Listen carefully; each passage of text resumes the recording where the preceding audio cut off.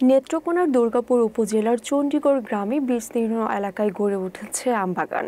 উদ্যোক্তা গড়ার লক্ষ্যে স্থানীয় যুবকদের পাশে দাঁড়িয়েছেন ঢাকার বস্ত্র ব্যবসায়ী সালামউদ্দিন। তিনি চণ্ডীগড় গ্রামে 2.5 একর জমিতে বিভিন্ন জাতের আম চাষ শুরু করেছেন। বাগান থেকে এখন বাজারে সরবরাহ করা হচ্ছে গোপালভোগ, হিমসাগর, ল্যাংড়া ও আমরুপালি জাতের আম। স্থানীয় চাহিদা মিটিয়ে বাইরের বাজারেও আম পাঠানোর চেষ্টা চলছে। তবে রপ্তানি করা না গেলে বড় ধরনের লোকসানের আশঙ্কা রয়েছে বলে জানান সালামউদ্দিন।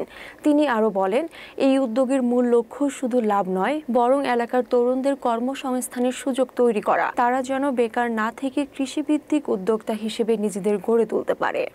আমরাই চেষ্টা করি এই পর্যন্ত হেল নিতাছি, এই প্রথম এবার ফল ধরছে, এই ফল এবার তুলতাছি, হয়তো বেচা কিনা করবাম।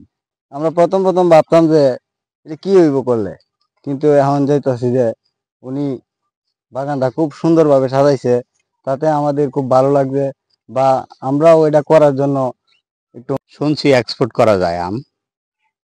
তো এক্সপোর্ট যে করব এই রাস্তাঘাট তো আমাদের কোনো জানা নাই। বাগানটা করছিলাম, এক সময় ভালো লাগছিল, মানে করার কারণ হইলো ওই সঠিক ইনকামটা, হালাল 100% হালাল ইনকাম, এই চিন্তা করেই মাথা থেকেই ইউটিউব দেখে দেখে এই পর্যন্ত আসা আর কি। তো সরকারিভাবে যদি হেল্প পাওয়া যাইতো তাহলে এখন বুঝতেছি অনেক কিছুই আমরা করতে পারতেছি না আর কি। যেভাবে সেচ ব্যবস্থা করা দরকার, ওষুধপাতি দেওয়া দরকার, এগুলা অনেকটা গ্যাপ পড়ে গেছে।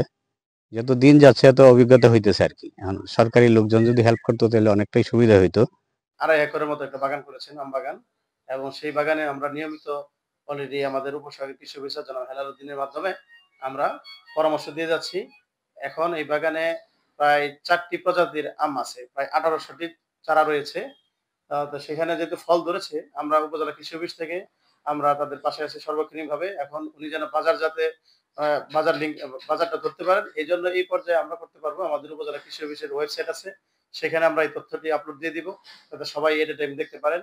এবং সেই সাথে আমাদের জনপ্রতিনিধি যারা আছেন, আমাদের উপসহকারী কৃষি অফিসার বৃন্দ যারা আছেন, প্রত্যেকেই তাদের মাঠ পর্যায়ে কৃষক বা ভোক্তা যারা আছেন তাদেরকে এই জিনিসটা জানিয়ে দেওয়া যে আমরা আমাদের স্থানীয় এরকম একটা উদ্যোগ, সুন্দর একটা বাগানের যে উৎপাদিত ফল সেটা আমরা খেতে পারি।